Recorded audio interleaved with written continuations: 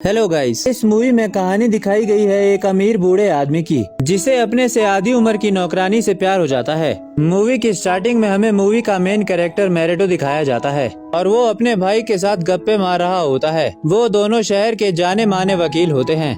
आज मैरिटो के घर में एक नई नौकरानी आई होती है, जो कि देखने में किसी मॉडल से कम नहीं होती, और मैरिटो भी उसे देखकर दंग रह जाता है। और फिर वो उससे पूछता है कि तुम कौन हो। फिर वो बताती है कि मेरा नाम जेसिका है, मैंने आज सुबह से ही मेड की जॉब को ज्वाइन किया है। और जैसे ही रात होती है तो मैरिटो अपने हेड नौकर को बुलाता है और उससे कहता है कि नई मेड जेसिका को मेरे पास भेजो। और उसके आने से पहले वो रूम को थोड़ा सेट करने लगता है, मतलब आज उसका कुछ करने का इरादा होता है। और थोड़ी देर बाद ही जेसिका कुछ ड्रिंक्स लेकर उसके रूम में आती है और फिर वो जेसिका को कहता है कि दरवाजे को बंद कर दो। और जैसे ही वो दरवाजा बंद करके आती है तो वो उसे अपने पास बैठने को कहता है, जहाँ पे वो उसे छूने लगता है और किस कर देता है, जिस पर जेसिका उसके एक्सक्यूज मी सर कहकर वहाँ से निकल जाती है। और वहाँ दूसरी तरफ मैरिटो के अरमान आंसुओं में बह जाते हैं। और अगले दिन जब वो मॉर्निंग में नाश्ता कर रहा होता है तब वो अपने हेड नौकर से पूछता है कि जेसिका कहाँ है। तब वो उसे बताता है कि उसने जॉब छोड़ दी है।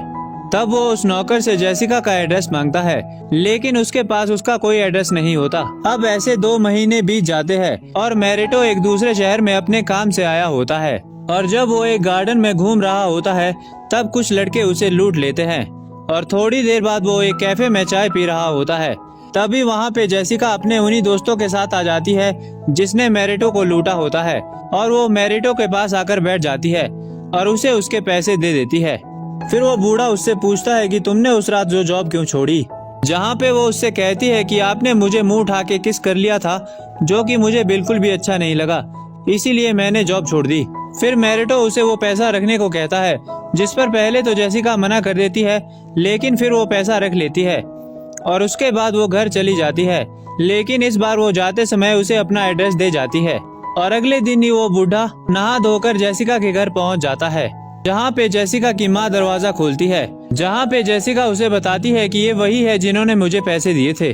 और फिर वो बूढ़ा उनकी खातिरदारी देकर उन्हें कुछ पैसे और दे देता है, जिस पर जेसिका समझ जाती है कि वो उसकी खूबसूरती का कायल हो चुका है और उसे किस तरीके से उस बूढ़े को लूटना है।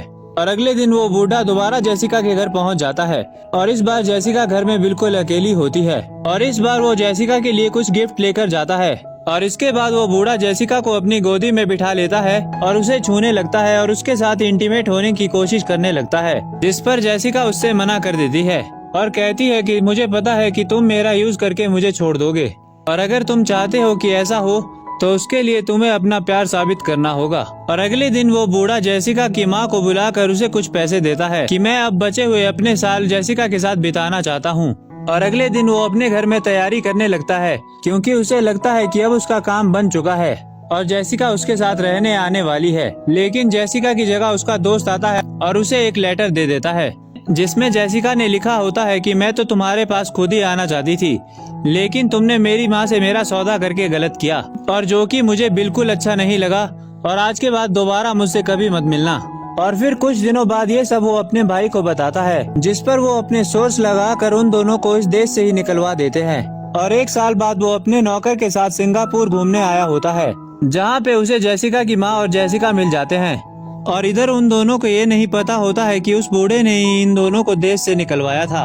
और अगली शाम को वो बूढ़ा दोबारा जेसिका से मिलने जाता है, जहाँ पे वो उसे उसके लेग चूमने को कहती है और थोड़ा अजीब बिहेव करने लगती है, जिसके बाद वो अपने बॉयफ्रेंड को बुलाती है और उस बूढ़े के सामने ही इंटीमेट होने लगती है। और ये सब देखकर बूढ़े का दिल पूरी तरह से टूट जाता है और वो वहाँ से चला जाता है। और अगले दिन जेसिका उस बूढ़े के घर जाती है उससे माफी मांगने, लेकिन वो गुस्से में उसे पीट देता है। और अगले दिन वो ट्रेन में बैठा होता है पेरिस वापस जाने के लिए, जहाँ पे जेसिका दोबारा आती है और उसके मुंह में काफी चोट लगी होती है, जहाँ पे मैरिटो उसके ऊपर पानी की बाल्टी गिरा देता है, लेकिन फिर भी जेसिका उसका साथ नहीं छोड़ती और दूसरे कैबिन में चढ़ जाती है। और इधर जब वो बैठा होता है तब जेसिका उसके ऊपर भी पानी डाल देती है और वो एक बाथरूम में जाके छुप जाती है। और जहाँ पे हम देखते हैं कि अब इन दोनों की दोस्ती वापस से हो चुकी है, तो आखिरी में उस बुढ़े को ये लड़की मिल ही जाती है